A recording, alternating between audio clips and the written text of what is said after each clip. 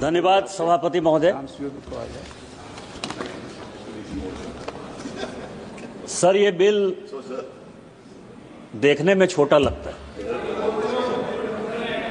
हमारे यहाँ एक कहावत है कि सत सइये के दोहरे, जो नावक के तीर देखन में छोटन लगे, घाव करे गंभीर। इसका क्या इम्पैक्ट है? अभी हमारे पहले जो स्पीकर बोल रहे थे, उनको माननीय प्रधानमंत्री जी ने क्या किया पिछले 10-11 साल में, शायद उसके बारे में वो पूर्णतया समझते नहीं हैं या समझाना नहीं चाहते, या अपोजिशन का जो रोल है सभी बात का विरोध करना, वही विरोध करना चाहते। ये 1876 का एक्ट है और इस बीच में भारत सरकार ने इस सदन की जानकारी के लिए 1876 के एक्ट के बाद 3 बार इंटरनेशनल कमिटमेंट किया। एक 1921 में जब अंग्रेज यहां थे, ब्रसेल्स का समझौता हुआ और उसने कहा कि लैंडिंग बिल के ड्राफ्ट को हम बदलेंगे।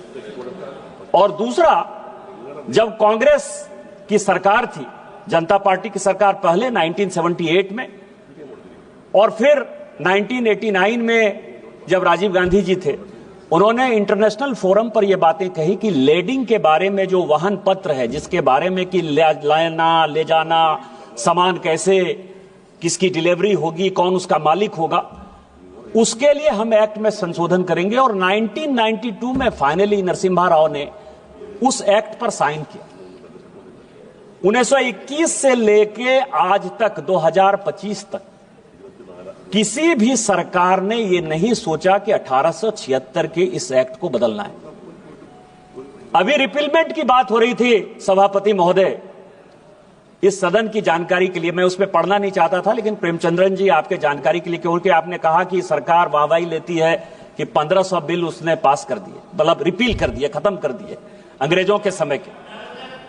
मैं आपको केवल 1874 का, इस सदन की जानकारी के लिए और इस देश की जानकारी के लिए, 1874 में एक बिल अंग्रेज लेकर आए, ड्रामेटिक एक्ट बिल, क्योंकि उनको यह लगता था कि आजादी के आंदोलन, जो ये ड्रामा है, जो नाटक है, जो गीत है, ये जो गाया जाता है, सड़क पर उतरकर जो लोग गाते हैं, ये देशद्रोह है। और उन्होंने एक ड्रामेटिक एक्ट बिल बनाया 1874 में, जिसमें यह कहा जाता था कि 10 लोग यदि सड़क पर डांस करते हुए, गाते हुए, नाचते हुए, ड्रामा करते हुए यदि मिलेंगे, उन सबों को जेल हो जाए। उस एक्ट के आधार पर सभापति महोदय, क्या आपको नहीं लगता कि दूल्हा जो है वो बारात के साथ जेल चला जाता? 1876 का एक्ट था, 2024 में हमारे प्रधानमंत्री जी ने बदला। क्या इस देश को यह पता है कि इस तरह के एक्ट हमने बनाए? बांस जो कि प्रत्येक घरों में होता है, वो घास है, उसको हमने वृक्ष बना दिया। पूरा का पूरा नॉर्थ ईस्ट की इकोनॉमी जो है बांस पर चलती थी। यह भी 150 साल से एक्ट था। क्या इसमें गरीब परेशान नहीं हो रहा था? क्या उसको रिपील नहीं कर देना चाहिए था? ये 2 एक्ट मुझे लगता है कि सदन के लिए और ये देश के जानकारी के लिए है कि 1500 एक्ट जो हमने बदले हैं, उसमें से किस किस तरह के घटिया कानून अंग्रेजों के द्वारा बनाए हुए थे और उसको बदलने की आवश्यकता पड़ी। वैसा ही 1876 का एक्ट है। अब आप समझिए कि पूरा, अभी बिजनेस एडवाइजरी कमेटी की मीटिंग थी, आज ही चर्चा चल रही थी कि हम टैरिफ पर बात करना चाहते हैं। यहां कांग्रेस के युवराज आकर बात करेंगे कि उस पोर्ट पर जो है पकड़ा गया, ड्रग्स पकड़ा गया, वो पोर्ट ऐसे हो गया, वो पोर्ट ऐसे हो गया। कभी आपने सोचा कि 26/11 कैसे हो गया? बॉम्बे में इतनी बड़ी दुर्घटना हो गई, कभी उसके बारे में आपने सोचा कि आपके पास क्या अधिकार है? लैंडिंग बिल है क्या आखिर? इस साल से लेके पिछले साल, पिछले 4-5 साल में यदि आप देखेंगे तो इस देश में लगभग 50,000 करोड़ का ड्रग्स जो है पकड़ा गया। ड्रग्स, हेरोइन ड्रग्स, जो हमारे युवाओं को नुकसान पहुंचा रहा है। यदि आप बायलैटरल की बात करेंगे तो हम कहते हैं कि टेलीकॉम मैन्युफैक्चरिंग हमारा बढ़ रहा है और चाइना जो है, चाइना से गुड्स नहीं आना चाहिए। आप कहते हैं सिंगल प्लास्टिक यूज जो है हमको बंद कर देना चाहिए। आप ये कह रहे हैं कि मिनिमम इंपोर्ट प्राइस हमने लगा दिया, स्टील सेक्टर में जो डंपिंग यार्ड हमने यहां बना दिया है वो यहां नहीं आना चाहिए। एग्री?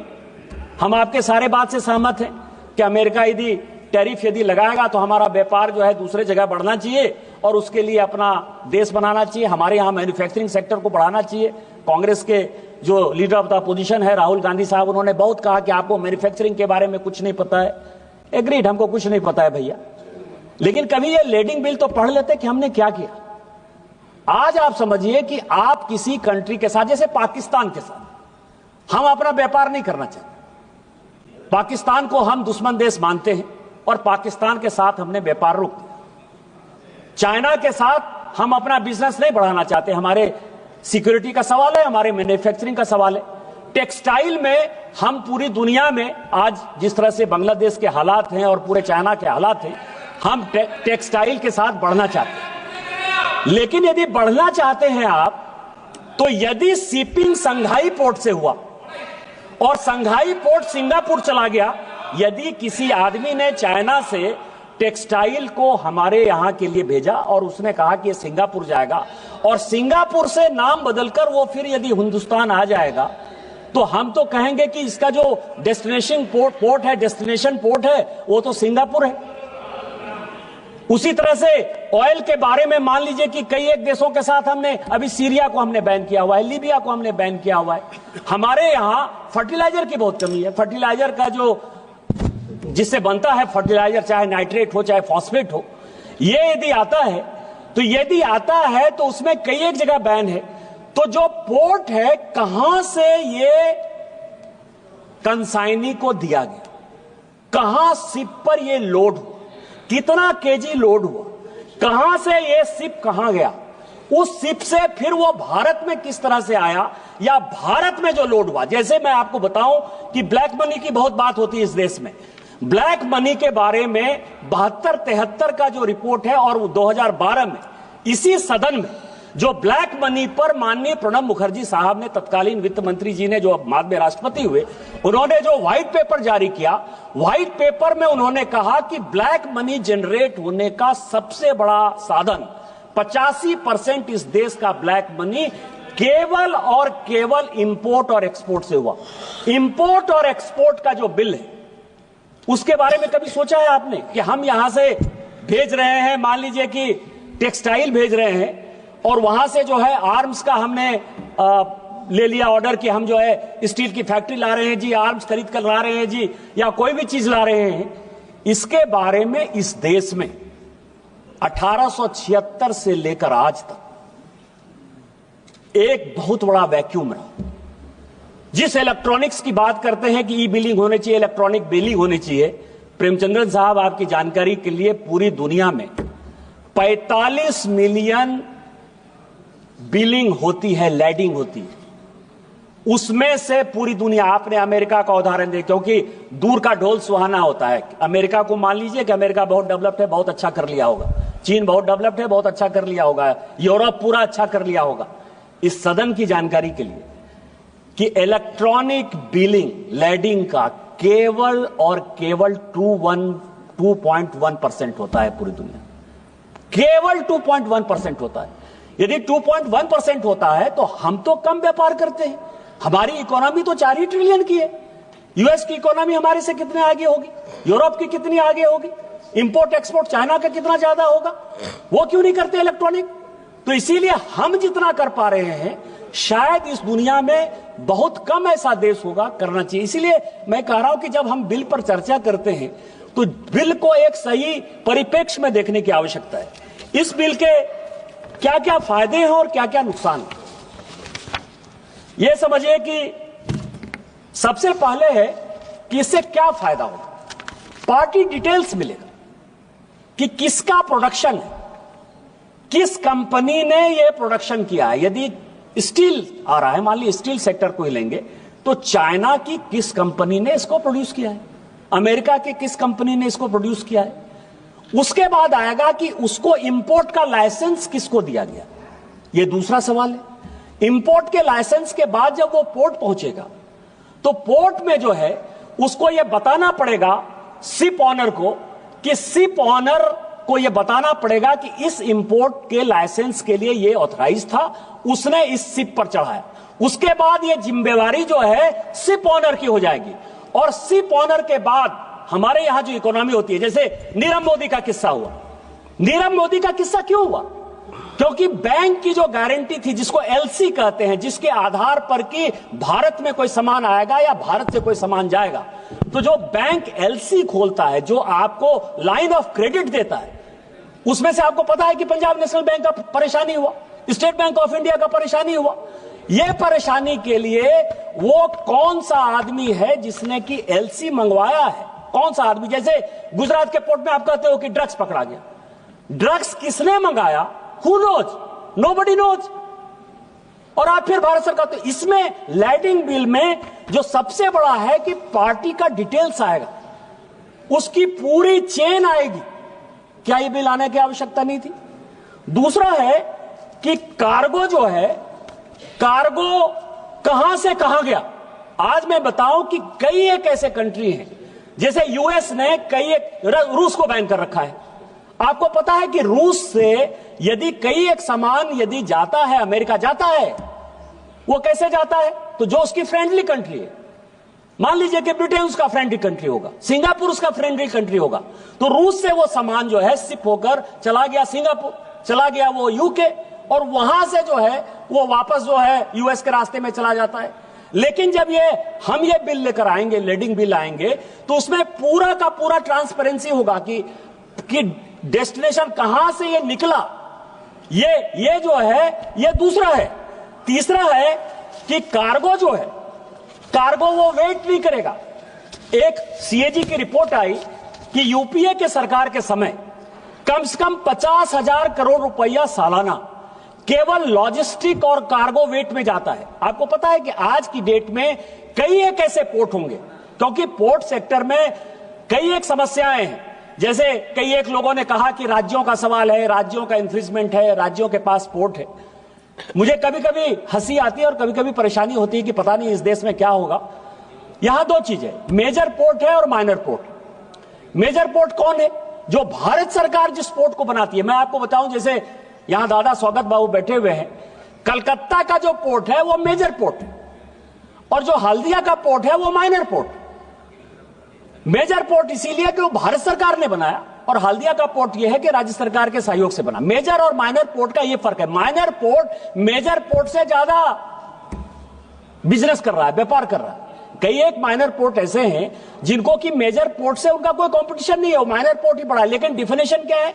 जो केंद्र बनाएगी वो मेजर पोर्ट है, जो राज्य बनाएगी वो माइनर पोर्ट है, और उसका जो लेजिस्लेशन है वो भारत सरकार एक का तय करेगी, एक का राज्य सरकार तय करेगी। जैसे अरविंद सावंत जी मैरी टाइम बोर्ड की बात कर रहे थे।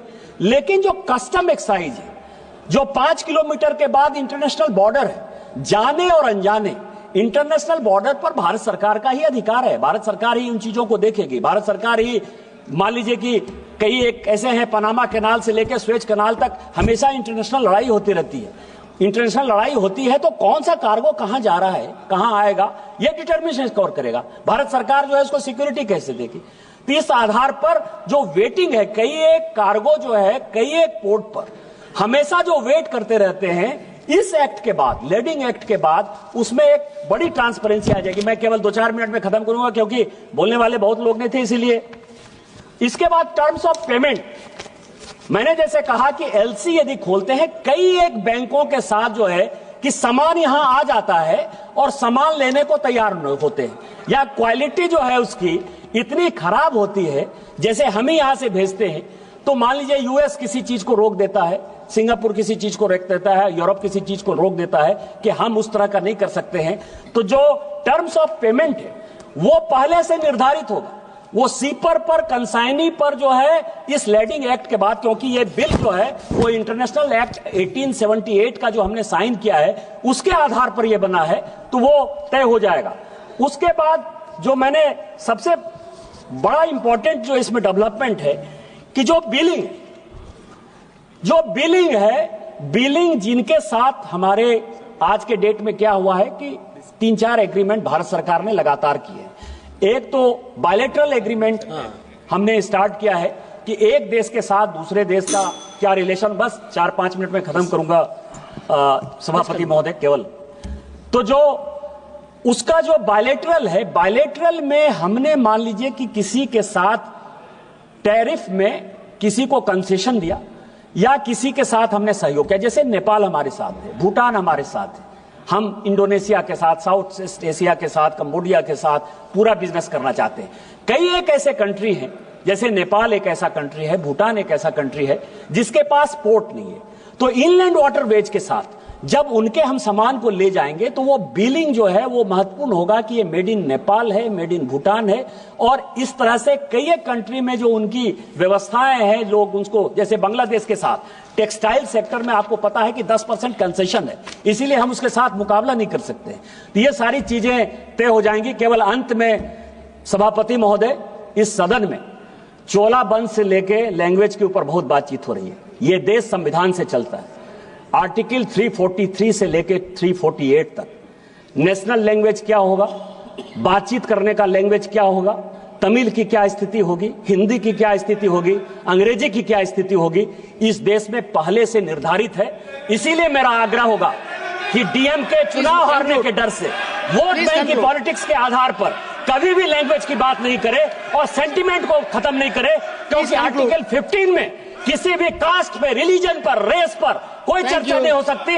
और संविधान को, यदि बाबा साहब अंबेडकर के संविधान को डीएमके खत्म करना चाहती है तो भारतीय जनता पार्टी में जब तक मोदी जी की सरकार है हम उसको खत्म नहीं करने देंगे, हम मुकाबला करेंगे।